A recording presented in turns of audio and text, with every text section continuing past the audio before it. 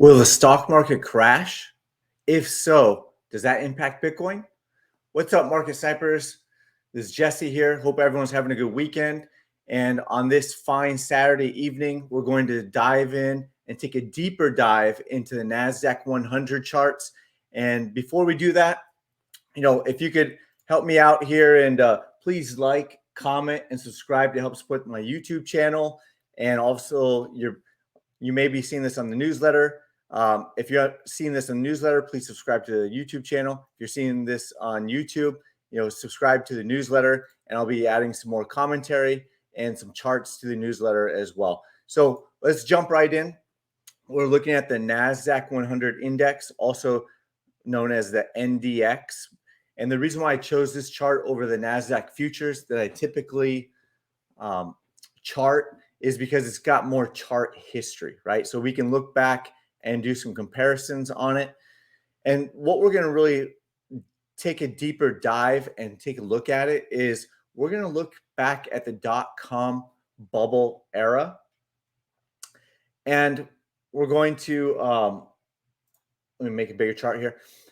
And we're going to look back at the Great Recession crash of 2008, right? So let's do it. Let's jump right in. And we're going to turn on the view so we can kind of see. You can see here, we're going to go back in time and we're going to start doing some research. Well, we've already done the research, but we're going to take a look at what the research is kind of shown and just kind of a quick recap of what's going on, right? So I labeled it out here and I'm going to turn on these EMAs, right? So back here on March, this is a monthly chart, so keep that in mind. A monthly chart in 2000 of March 2000, right? We had the .com bubble high. So that's the .com bubble high, and I pointed that out here.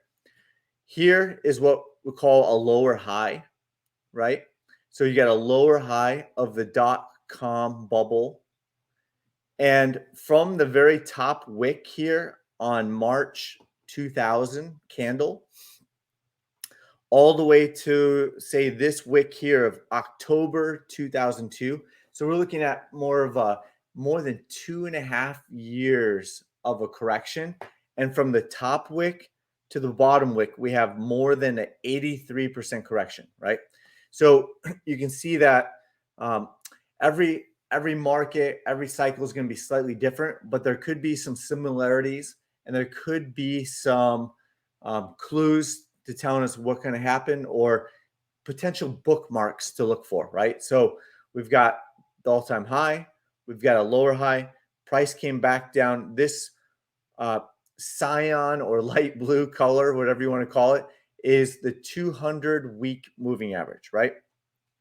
And this yellow line down here, this yellow moving average is the 900-week moving average. So we're going to continue to keep looking at that.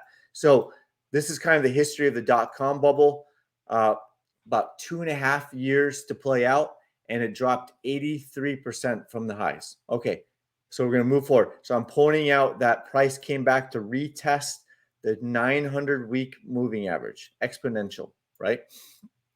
So I mapped out the Great Recession. So here's the, that was what is kind of termed and coined, whatever you want to call it, but it was called the Great Recession, right? So you got the high here of October 2007. Then you have a lower high here, right? In call it May of 2008, and this month it was starting to roll down.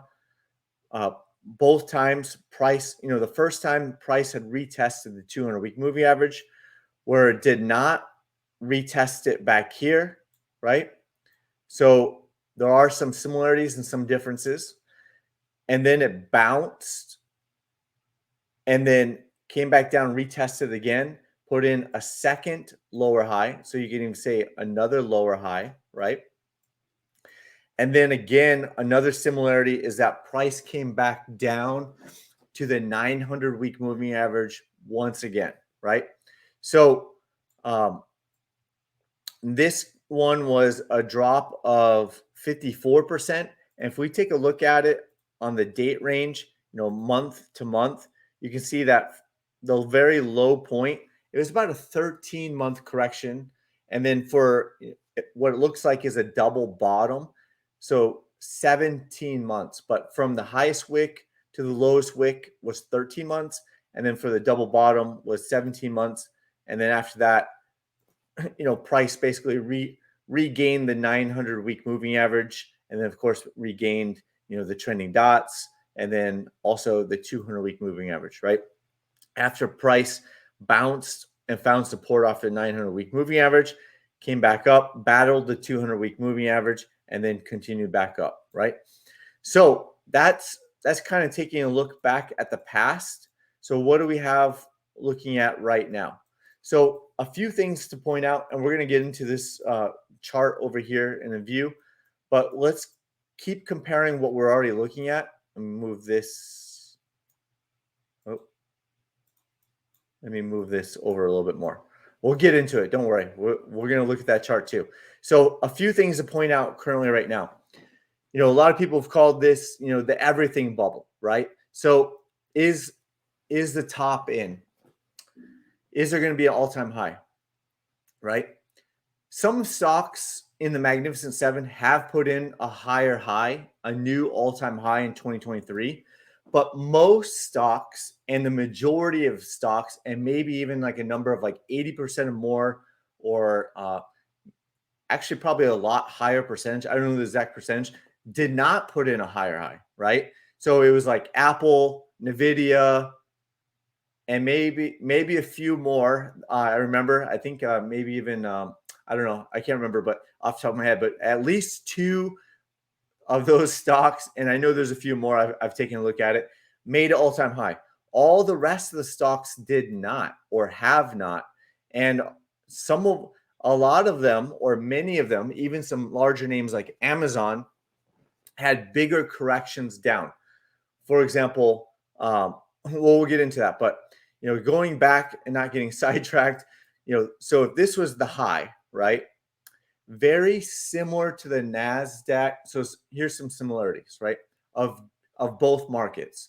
So of the .com bubble, you had about a 30 to 35% drop before the rally, right? In this drop, it was from wick to wick, 37%, right? So just real quick, let's scroll back. Let's get our percentages dialed in here, right? So from here, this wick to this wick, 39.5%. So 39.5% on the initial drop, right? And then this one was a 37.5% wick to wick drop. So very close, within 2%. Now, the rally was a little bit more on this one. The rally on the quote unquote everything bubble, right? Quote unquote. We are looking at about a 40% rally, I believe, or from wick to wick. It wasn't quite as big of a rally on the .com bubble. This is a 52%. It was slightly lower in the .com bubble rally, but very similar on the correction. Now, the similarities to the Great Recession was that price came down to the 200-week moving average before rallying up, putting a second lower high, and then rolling back over and retesting. The one thing that we have in common that both major market corrections had was that price came back down to the 900-week moving average, this yellow line here, right? Okay, so we got that. Why do I have this wick down here circled, and why do I have a horizontal line here at about 6,800? Well, here's why. Many stocks, including Amazon, price has already come all the way back down to the March 2020 low. If you can see the date down here, you scroll down, right, where my cursor is down the bottom left-hand corner of the chart, you're looking at March 2020 low, right? Many stocks, many major stocks, not just small caps, but you've got Disney off the top of my head. You've got Amazon on the top of my head, right? Netflix went below the March 2020 lows, et cetera, et cetera. Like many stocks have already corrected back down to here, right? So that could be another reason for the NASDAQ to come back down here, because some of the other Magnificent Seven stocks have not yet, right? So I even believe Meta has, right? So Meta, March 2020, went well below the March 2020 low, right? Amazon, here's March 2020 low mapped out, hit the March 2020 lows, right? As you can see. So kind of skipping around there, take a look at that. But if you go back to the NDX, right? So is it possible? Will the stock market crash all the way down back to the 900-week moving average and or retest this March 2020 lows? So this would be a confluence area, right? A confluence area. And I'm sure I can find some more targets as well. As snipers and as swing traders, we will be taking it level by level. We won't get ahead of ourselves because it could take some time to play out. Like I said, the NASDAQ correction lasted 2.5 years, right? So if you go 2.5 years from here and we map it out, let's see, what is that?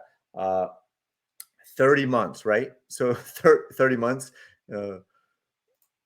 it could take some time to play out. It's already taken some time to play out. So maybe it takes longer than 2.5 years to play out. It's possible.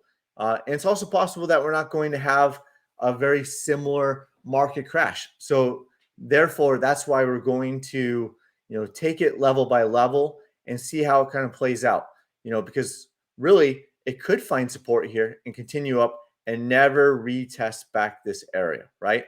So one thing we want to do is take a look at one more thing, one more visual chart that we want to take a look at. Oh, I keep doing that. So what we're going to do here is we're going to, let me just kind of remove all of this, right? And let me hide this. And then let me change the candles to a line, right? So we want to look at it from a visual standpoint. We could even get rid of that, right? And we're going to bring in the Wall Street cheat sheet. This is the model that has never been broken, right? This is the model that has never been broken. You've got the Wall Street cheat sheet. So you can see here, and hopefully this chart is big enough, but I'm going to pull it up and then move it out of the way. So you can kind of see back here, disbelief, right?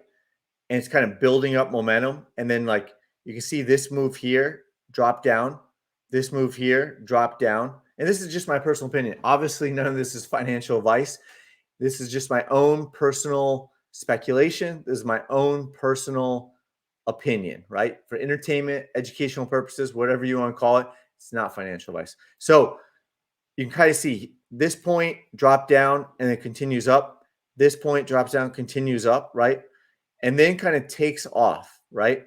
And you could even see up in here, you've got that belief, you've got that thrill, and then you've got that euphoria phase, that phase where I'm a genius, right? Everyone was buying the dip. Everyone was an expert. Everyone was getting it right. We're all going to be rich. This is the euphoria phase, right? It looks very similar to that belief, that thrill, that euphoria, right? And then you had, if you were to map this out on like the Wall Street cheat sheet, is basically 40%. So after a 40% or that 37.5% drop, or that 39.5% drop on the dot-com bubble, right? And even on the Great Recession, I believe is over 30%. Then there's that rally. There's that bear market rally, also known as complacency. We just need to cool off for the next rally. So after that, you see this rally up. It's rallying until it's not, right? So you can kind of see a little bit more probably on the weekly chart where, did I get rid of it? What happened? Oh, maybe it's on the monthly chart. Let me just kind of pull it over here and then go to the weekly chart. Let's see. Oh, there it is. Okay. So you can kind of see it a little bit better on the weekly chart. So if it drops down, right, you got this drop, you got this drop here. You got a lower drop, you've got a lower drop. And then you kind of see that rally takes time and plays out. And you see that rally kind of take time and play out. And then now you've got, even on the weekly chart, you've got a lower high, followed by most likely a lower high. It's not confirmed yet until this low gets taken out, but it's lining up very similar to the Wall Street cheat sheet yet again. So that's the other reason why.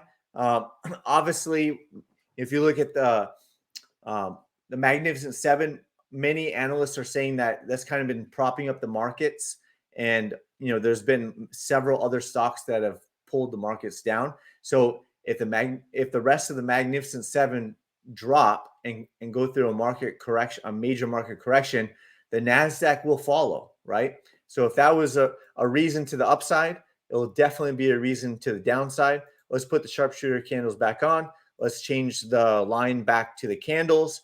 Talking fastly now, because the other part of the question was,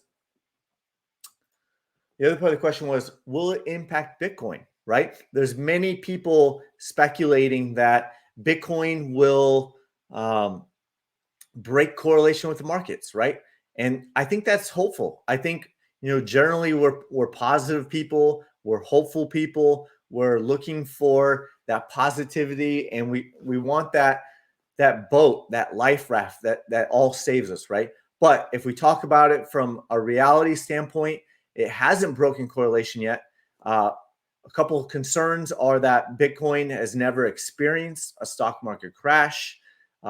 It was built after the Great Recession. It was built after the dot-com bubble. It's really only kind of known, besides like 2008 corrections, March 2020 corrections, instead of anything besides that, it's been kind of an up-only market, as you've seen this everything bubble kind of play out. I do have a couple other charts here. So my personal opinion is, if you look at the March 2020 correction for this overall stock market, Bitcoin dropped 65%. So that's our history. During this 40% correction, Bitcoin dropped 75%. So I can't be on the side, if it does break correlation, great. I trade Bitcoin to the upside and the downside, but it's not breaking correlation until it does, right? So therefore, I have to say it will impact Bitcoin, and I think it will impact Bitcoin negatively. So, for us, we'd be playing it to the downside, and it is currently bearish on the weekly chart. Bitcoin did lead a major correction in 2021 compared to the Nasdaq. It corrected in November 2021, just as the Russell 2000 did, whereas Nasdaq didn't really start making its bigger correction. You can see November here. You put in a lower high in December, and then it starts to break down in January, right? So we were covering that on Twitter. It was all over Twitter. I was posting about it, the lower high breaking down. That's when I texted my immediate family. I said, hey, talk to your financial planner. I'm not even their financial planner. I'm not giving them financial advice either. My advice was, I think a bigger correction is coming. Talk to your financial planner. The only person that responded back to me was my mom. She talked to her financial planner and she went to cash. So we just had to talk again. And her and her financial planner are in agreement. They're in cash. So just talk to her again today. With that, I have a couple more charts. I want to keep this video to as close to 10 minutes as possible, but I really want to take a look at a couple of charts that will continue to impact the Nasdaq and high risk assets, and also they'll also impact the ability for businesses to get cheap money so they can reinvest and expand quickly. Also, the unemployment rate, right? So let's take a look at it. The 10-year Treasury is still bullish on the monthly chart. It's continuing to trend upwards. There is bearish divergence on the weekly chart and the daily chart, but if you've been following me for any length of time, you know that I've talked about this all the time. It can remain, price and indicators can remain diverged, meaning prices continue to go up while indicators are showing that it's overbought. and it can remain that for much longer than most people think. Most traders and investors could think. We do have this target rate up here in the fives. If if rates hit that target, then our rates could also hit this target up here as well. So the next target is in the 5%, and then the target above that is in the 6%. Before we get to this target, we'd have to hit this target. Next, we're looking at the unemployment rate. If you're looking at the monthly chart, yes, our indicators are picking up, a possible trend change. It's been going through like this lower unemployment rate bottoming phase maybe for more than a year. It's starting to look like there's an uptick, right? Even on the sharpshooter RSI candle, looks like there's like bullish divergence. There's relative strength gaining on that. And now we even have a green trending dot here. So you do have a 200-week and a 900-week moving average up here. It looks like, and this month isn't over yet, right? There's still another week left, but we could start to see, could we start to see the unemployment rate, this is actually the civilian unemployment rate, start to pick up and start to put out that narrative that maybe there is a recession coming. I'm going to leave that the macro to the macro experts. I'm just looking at the chart and I'm just showing 3.8, and the chart, interesting enough, looks like it's about to is starting to pick up steam on the employment rate. Now, for the last chart, Bitcoin, right, is currently bearish on the monthly chart. The only positives on the monthly chart is that its price is still currently above the 200-week moving average, and it's still currently above the monthly trending dots. However, if you drop down the weekly chart, we've been talking about this and covering this daily on the live streams. So again, if you go to the live streams, you'll see that on the live, I'm posting this, and we're sitting together. My plan and my goal is to sit together for 1 hour, and you can see on Friday we had so much to cover. I was there with many viewers, or not many, but with returning viewers. They're commenting. The first 15 to 30 minutes, I'm covering charts I think are important. And then the last 15 and 30 minutes, if you're a subscriber, you can comment a chart you want me to look at for you. So as you can see, an hour, 36 minutes, hour, 19 minutes, hour, 11 minutes.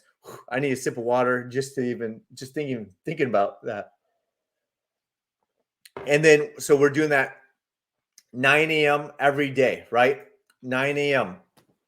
every day, Monday through Friday, Pacific Standard Time. If you can't make it because you're in a different time zone, you're working, you're running a business, completely understand. Definitely check out the replay on it, the video on it, and you can still comment the assets you want, and I'll be happy to chart them on the very next stream. So getting back to it, the weekly chart on Bitcoin is still bearish, right? It was bearish. There's long-term bullish divergence followed by the reversal. We were calling this out in real time in the Discord. We were calling it real time in Twitter and on the newsletter as well. Bullish, bullish, bullish, bearish divergence, as you can see. So you got bullish divergence. That's what the green line is here. Our indicator is picking it up. Bullish divergence, bearish divergence, right? So bearish divergence followed by the sell signal. We're talking about the breakdown. It's currently still bearish. We talked about hitting these targets to the upside before hitting possibly some more targets to the downside. So it's bearish until it's not. Do I think the stock market will crash further? It's possible, but we're going to take it level by level. Will it impact Bitcoin? I believe so. It has in the past, and it's still somewhat, if not mostly, correlated to the stock markets. It's been a good leading indicator in some of the cases on major breakdowns. And so we're going to continue to watch it. We'll watch it together. Thanks for all of your support. I hope you're having a great weekend and spending time with your friends and family, getting outside. And I will get this uploaded and see you on the next one. Thank you.